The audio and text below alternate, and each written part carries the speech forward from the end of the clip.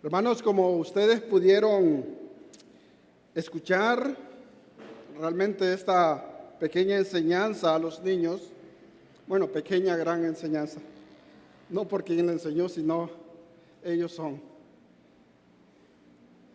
Ustedes saben ya por dónde va esto. Este reto a la misión de la iglesia. Este reto a la iglesia misionera. Y realmente amo Comunión y amo desde que hace unos años pusieron un eslogan que decía: Comunión, una familia de familias misioneras. Realmente yo me identifiqué con eso y todavía hace eco en mi mente, hace eco en mis oídos. La misión de la iglesia. Veremos esa misión desde la perspectiva del versículo 8 del capítulo 1 del libro de Hechos. Recuerdan, siempre estamos cerca de la gran comisión. Esta misión, esta orden. Y vamos a verla desde este punto de vista, pero antes veamos unos detalles generales del libro. Estos detalles generales, como ustedes saben, el libro de los Hechos es el segundo tratado que Lucas escribe a Teófilo. Versículo 1, capítulo 1, dice: en el primer tratado, oh Teófilo, hablé acerca de todas las cosas que Jesús comenzó a hacer y a enseñar. Escuche, que Jesús comenzó a hacer y enseñar hasta el día que fue recibido arriba, después de haber dado mandamiento por el Espíritu Santo a los apóstoles que había escogido. ¿Cuál era entonces la intención de Lucas al registrar este evangelio? Este primer tratado, que el libro de Hechos se convierte en la continuación de esto.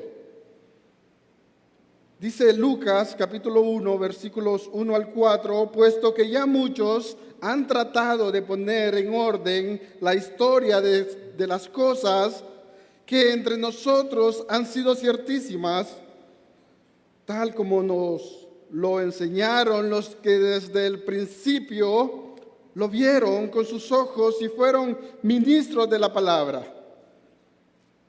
Me ha parecido también a mí, después de haber investigado con diligencia todas estas cosas desde su origen, escribirlas por orden, oh excelentísimo Teófilo. Aquí el propósito: para que conozcas bien la verdad de las cosas en las cuales has sido instruido. En el Evangelio de Jesucristo, el ministerio y la obra de Cristo, las cosas que Jesús comenzó a hacer y a enseñar, ahora el libro de los Hechos lo registra lo que Jesús sigue haciendo ahora desde el cielo,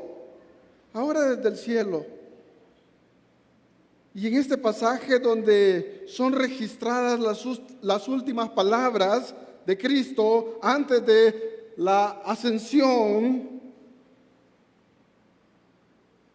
nos lleva a concluir algo. Lo que va a decir realmente son palabras importantes. Es lo último. Si tiene el libro de los Hechos abierto, vamos a leer los versículos del 6 al 11. Entonces los que se habían reunido le preguntaron diciendo: Señor, ¿restaurarás el reino de Israel en este tiempo? ¿Qué pregunta es esa?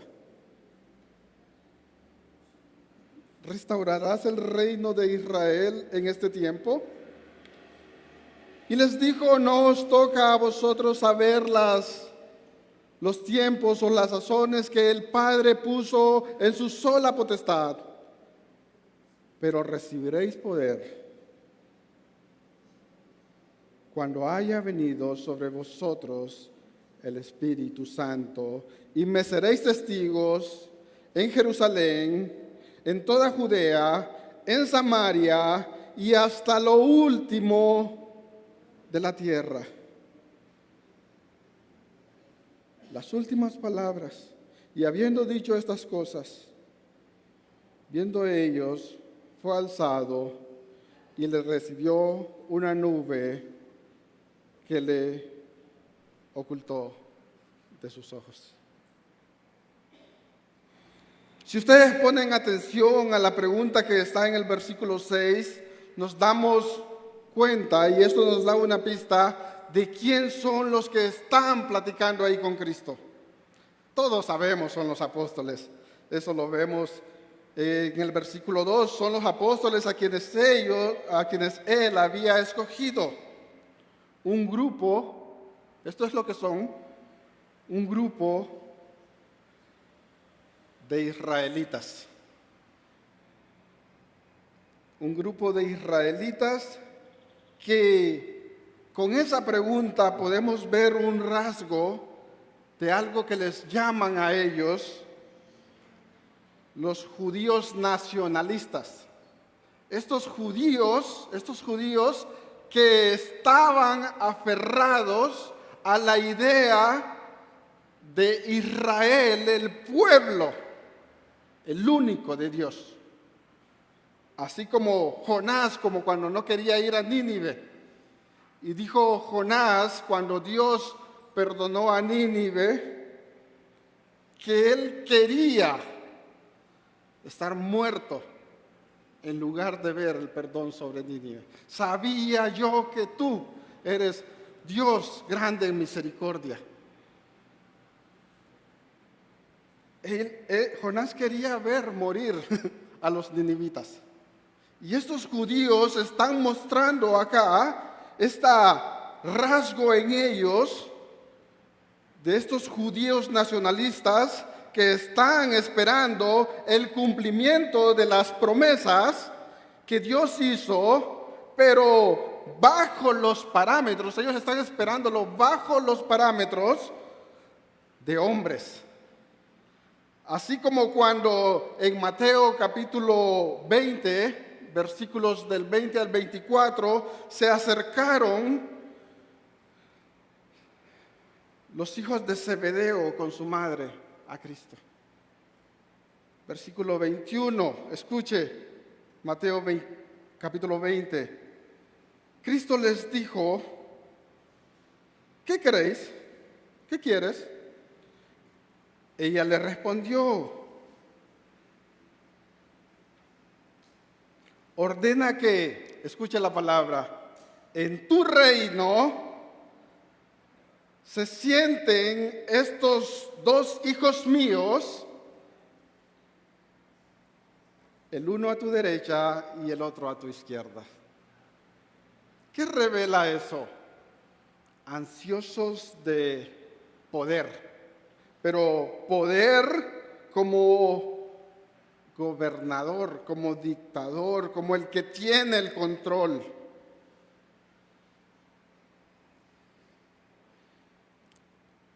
Entonces Jesús respondiendo le dijo, ¿no sabéis qué pedís?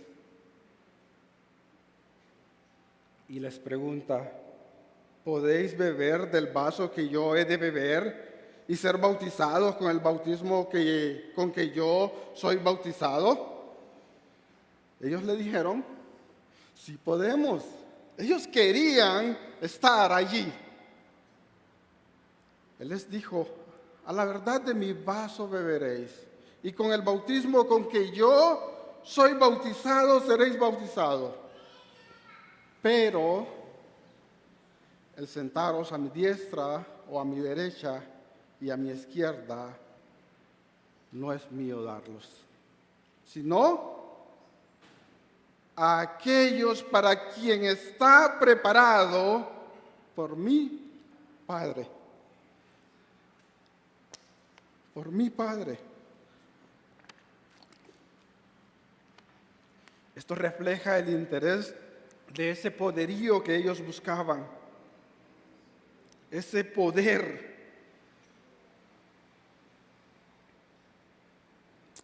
Pero todo dio un gran giro.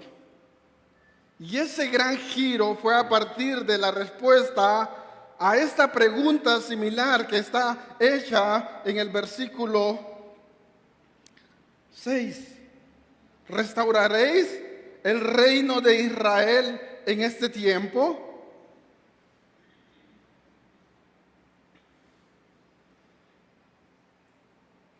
La respuesta a esta pregunta es la que nos muestra esto. Podemos ver ahí en ese versículo 8 de Hechos capítulo 1, 3 elementos fundamentales que reflejan tu participación en el desarrollo del plan redentor de Dios. ¿Cuál es el plan de Dios? El plan de Dios siempre ha sido ser glorificado por medio de dar a conocer en su totalidad quién es Él. ¿Cómo lo podemos contemplar, hermanos? ¿Sabe cómo? Por medio de ver cómo su misericordia, la misericordia de Dios, es manifestada a la misma vez que su perfecta justicia es cumplida. Sí, esto es solo con la persona de Cristo. Y esto es, entonces, hermano, por medio de la salvación. Pero recuerde, yo le acabo de decir que en este versículo 8 hay tres elementos fundamentales que reflejan su participación, nuestra participación en el desarrollo del plan redentor de Dios. Estoy diciendo, tú eres, hermano, parte de ese plan y parte de el desarrollo de este plan de Dios, de este plan redentor de Dios.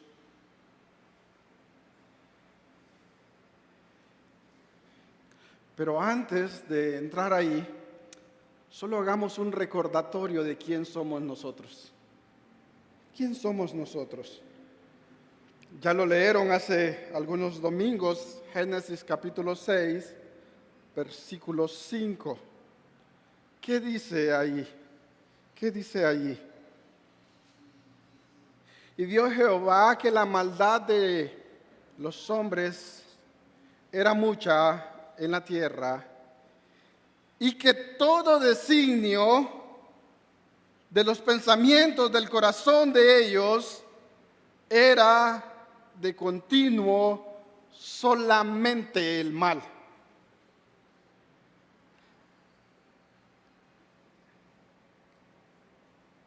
El designio de los pensamientos del corazón de los hombres. Muchas veces no nos queremos identificar con esto.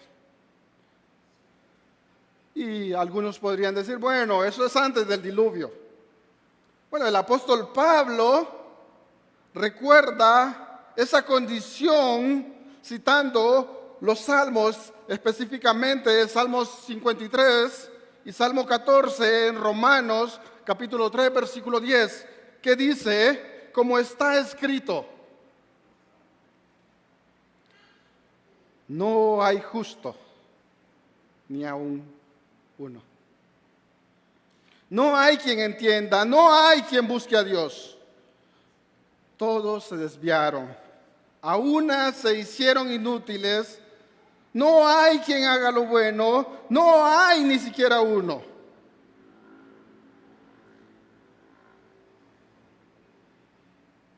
Pero al ver la pregunta que ellos hacían, podemos ver, de verdad, ¿cómo es posible que Dios permita a hombres tener participación en el desarrollo de su plan redentor? Ya que la condición del hombre es continuamente el mal. ¿Cómo es posible que Dios va a permitir que su plan perfecto, su deidad absoluta, sea puesto en manos de hombres pecadores? Hombres que lo que buscaban era preeminencia. Esa pregunta del versículo 6.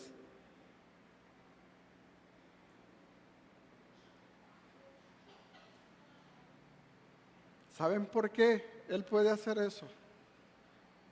Porque Él va a capacitar. Él dará la preparación. No estoy hablando de preparación como ir y estudiar en un seminario.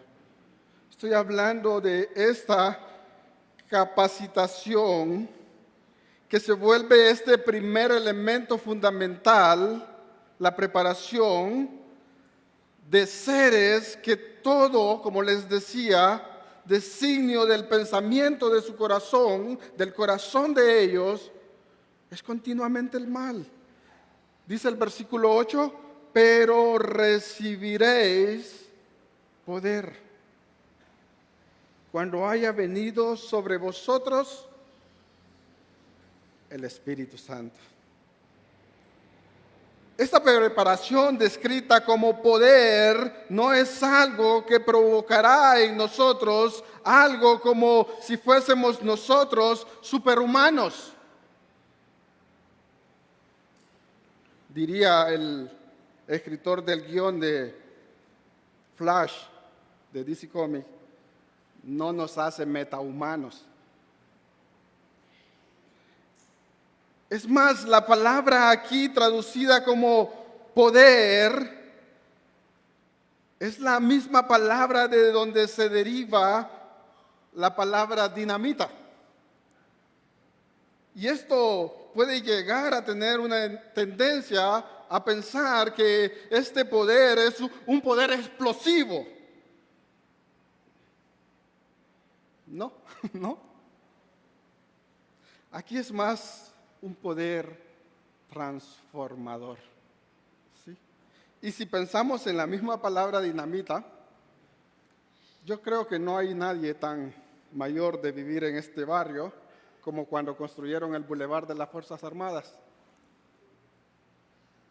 Pero cuando construyen este tipo de pasos, muchas veces los bulldozers no tienen capacidad, las máquinas quedan incapaces y es necesario traer dinamita.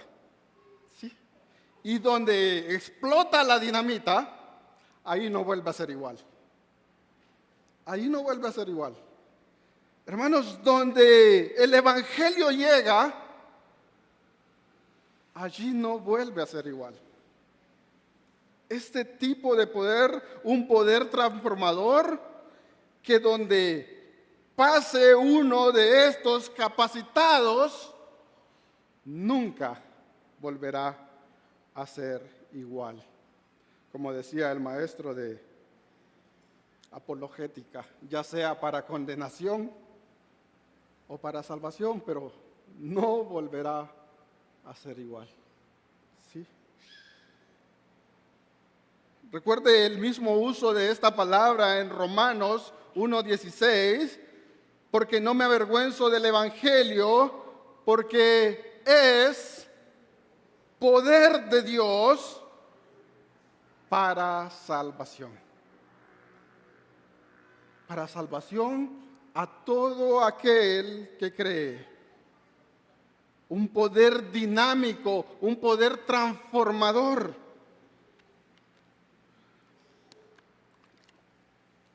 Pero surge una pregunta. ¿Qué fue lo que dio ese poder? ¿Qué fue lo que dio ese poder?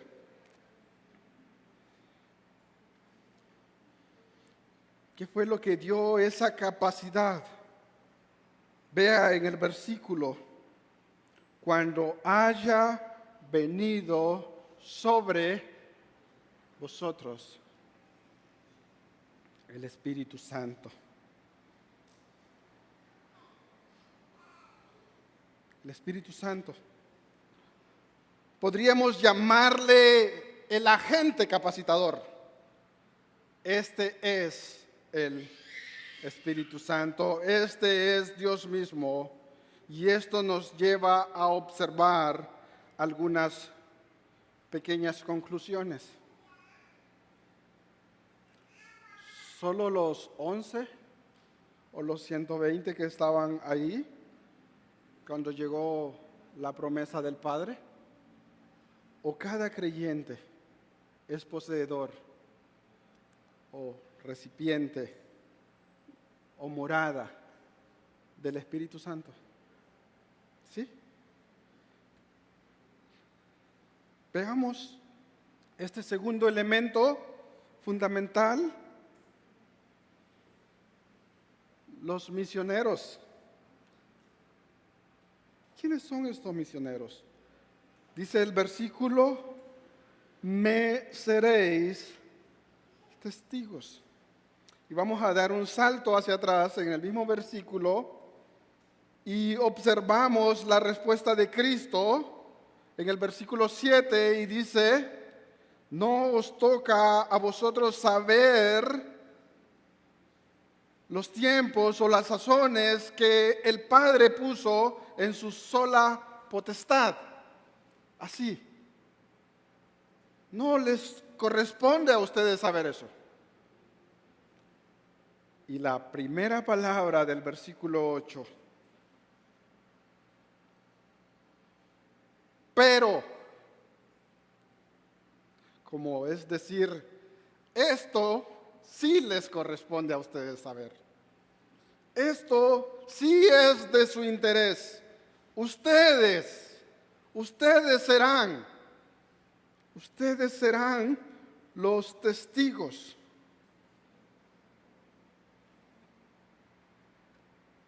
Me seréis testigos. ¿Quiénes son estos testigos? ¿O qué es esto de ser testigo? ¿Qué tenemos que ver nosotros con esto en el año 2025? En primer lugar, un testigo es alguien que declara lo que conoce. Ustedes testificarán de mí. Y esto es lo que Juan escribe en su primera carta, en el capítulo 1, lo que era desde el principio, lo que hemos oído, lo que hemos visto con nuestros ojos, lo que hemos contemplado y palparon nuestras manos tocante al verbo de vida, porque la vida fue manifestada y la hemos visto y testificamos y os anunciamos la vida eterna. Esta seguridad, este testigo que relata su labor, Juan. Lo que hemos visto y oído, eso os anunciamos para que también vosotros tengáis comunión con nosotros. Para que ustedes se conviertan en uno de nosotros. ¿En qué? Otro testigo. Otro misionero. ¿Qué es la labor de un misionero? ¿No es ir a predicar el evangelio? ¿Para quién es? esta labor.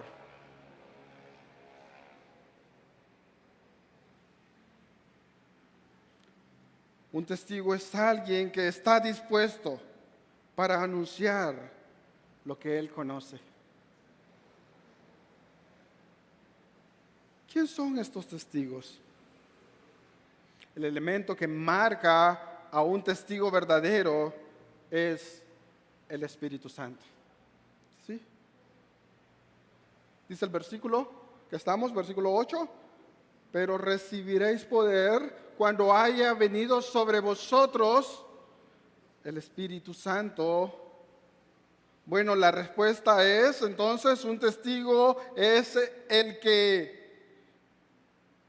el Espíritu Santo ha venido sobre él.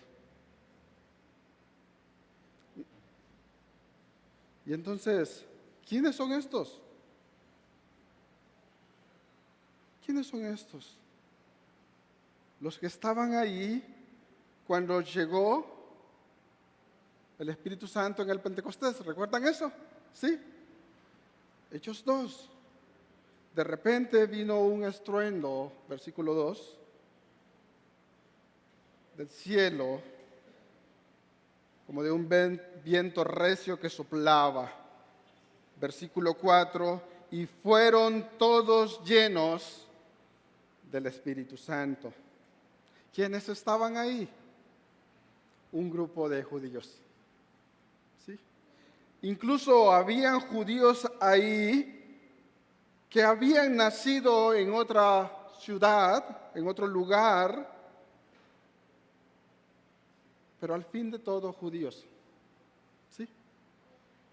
¿Será solo ellos? Pues no. Hechos 10:45 nos muestra que los fieles de la circuncisión que habían ido con Pedro se quedaron atónitos cuando en la casa de Cornelio recibieron el Espíritu Santo. Y ellos quedaron atónitos de que también sobre los gentiles se derramase el don del Espíritu Santo. Entonces, el Espíritu Santo no es la nacionalidad, no es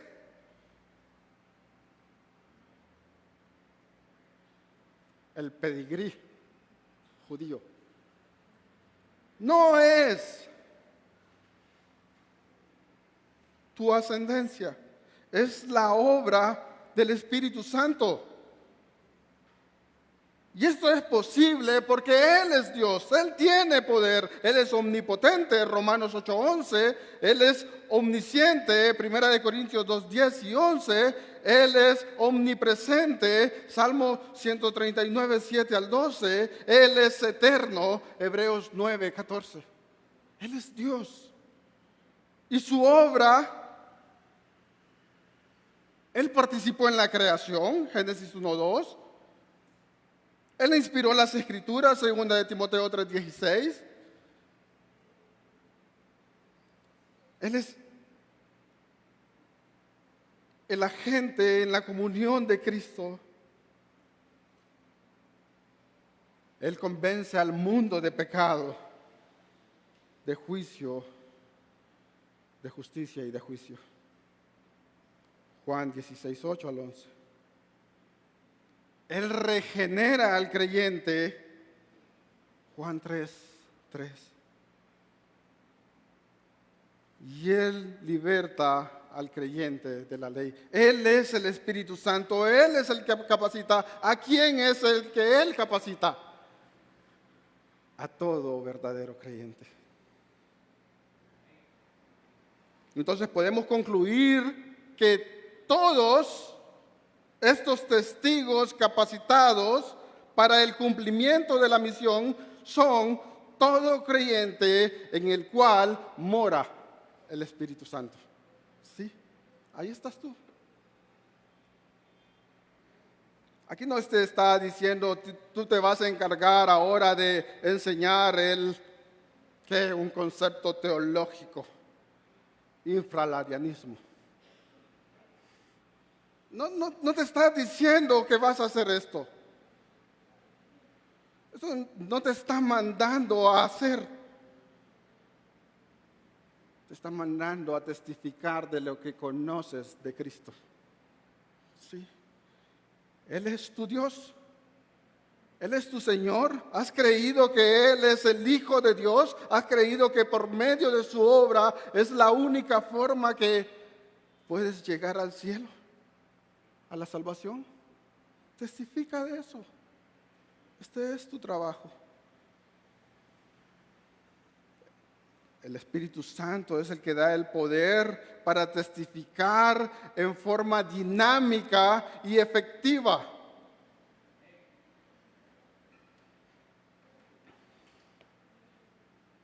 La presencia del Espíritu Santo es esencial. Es esencial. En que cuando alguien testifica, no sea un falso testigo. Sí. Alguien que comparte lo que no entiende, lo que no conoce.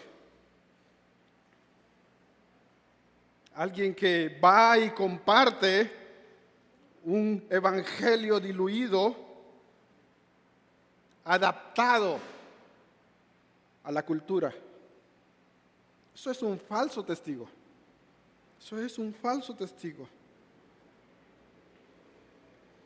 Pero un testigo fiel, un testigo verdadero, solo podrá ser esto gracias al Espíritu Santo. Y en el mismo pasaje vemos este tercer elemento, el alcance. El alcance o el impacto que tiene la misión.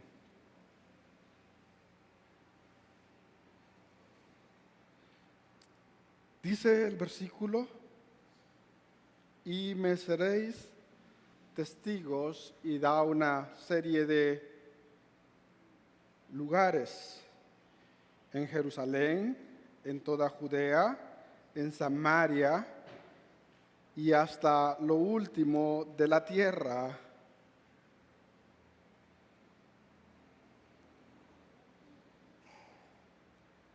El alcance es necesario determinar la forma en que Cristo muestra con detalles el alcance de su plan redentor.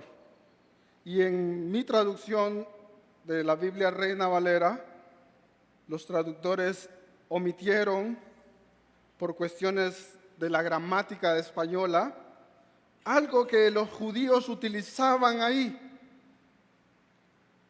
En cada lugar de estos aparece una I.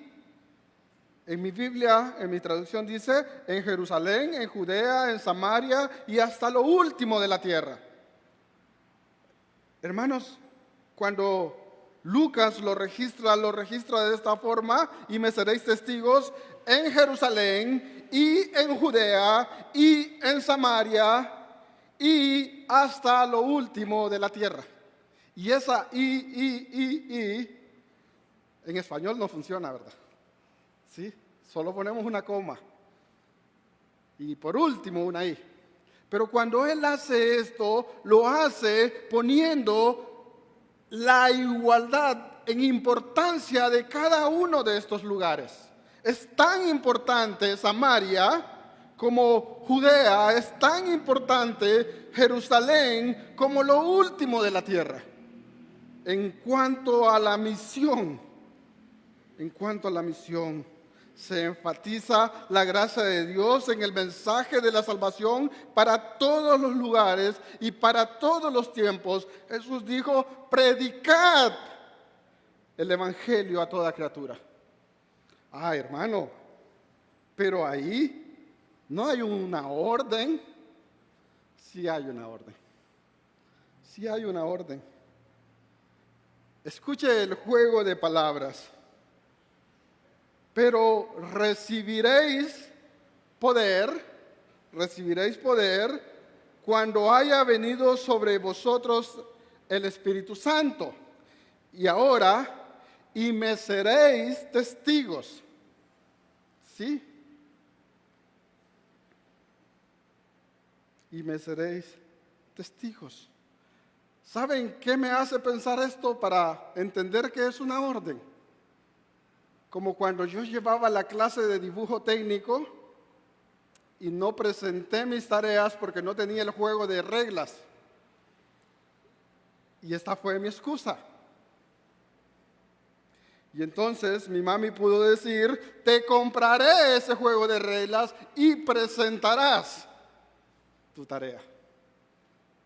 Ahora que tienes la capacitación, la capacidad, el poder dinámico, puedes predicar el Evangelio. No hay excusa. Eso es una orden. Esas dos palabras que están apuntando hacia el futuro, que una desenlaza la acción de la otra. Lo podemos entender así. Y no hay ninguna diferencia cuando Jesús dice, haced discípulos en todas las naciones. Sí. Pero Él no dijo, adapta el Evangelio a cada época. Pero sí enfatizó el alcance y podríamos incluir ahí época y lugar. Todo el tiempo, en todo lugar, podemos notar cómo a partir de este centro que se va ampliando y notar 3 círculos que el centro es el mismo. Note ahí Jerusalén, en toda Judea,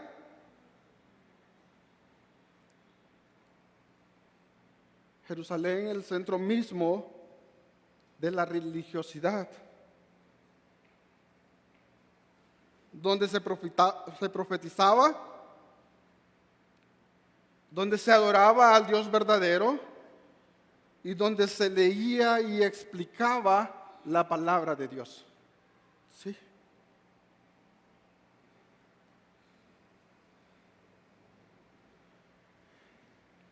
En Samaria, Jerusalén, la capital de Judea, pero ahora dice en Samaria. Le está hablando, recuerdan, a estos judíos nacionalistas, estos judíos que consideraban a los samaritanos un lugar de religiosidad corrompida.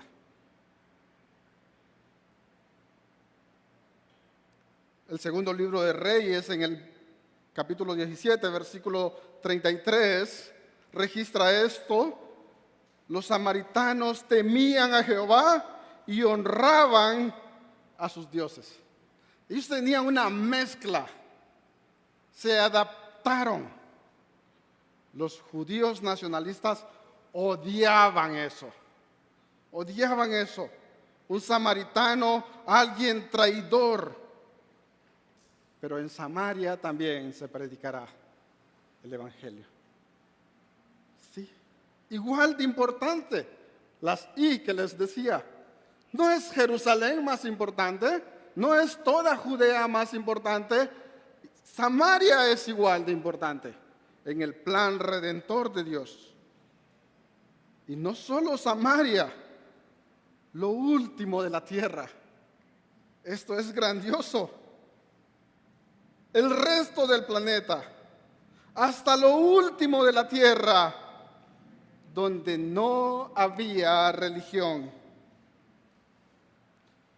donde el Evangelio nos alcanzó a nosotros. Sí. Esto realmente es digno de regocijar, hermanos. Y recordando las I que les decía, tan valioso en el plan redentor, Tegucigalpa, la entrada a la colonia Tiluarque, Talanga,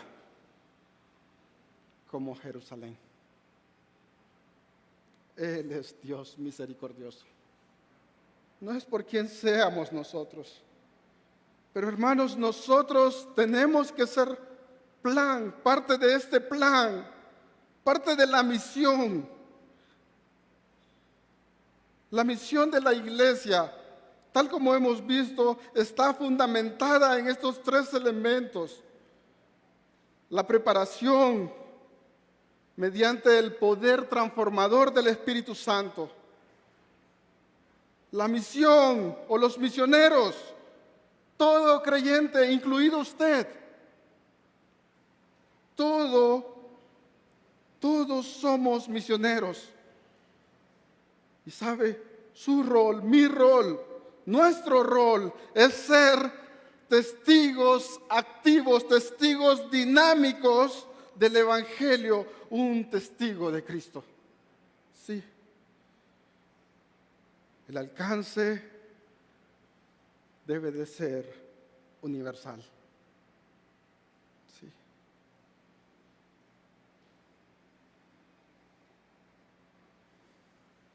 Este mandato no solo refleja el plan redentor de Dios, sino también la responsabilidad, el privilegio que tiene cada creyente de ser un agente activo de la expansión del Evangelio. En todo lugar. En Tegucigalpa viví bastante tiempo.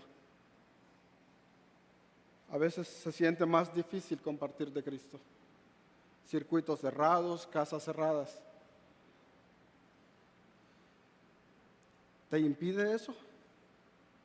Eso es más fuerte que el Espíritu Santo que mora en ti. Dios puso este ministerio en hombres débiles, incapaces, como nosotros.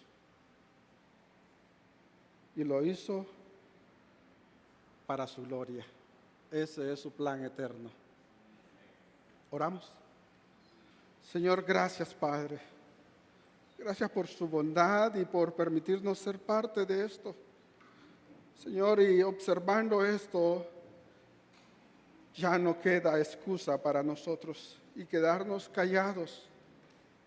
Permítanos, Señor, ser estos misioneros que están yendo hasta lo último de la tierra, que llevamos el Evangelio, su mensaje, su obra. Enseñamos a Cristo. Ahí, desde la parte de nuestra casa donde comienza el fin del mundo. Gracias por permitirnos vivir a la luz de su palabra y permítanos, Señor, hacer de esto convicción en nuestros corazones. Amén.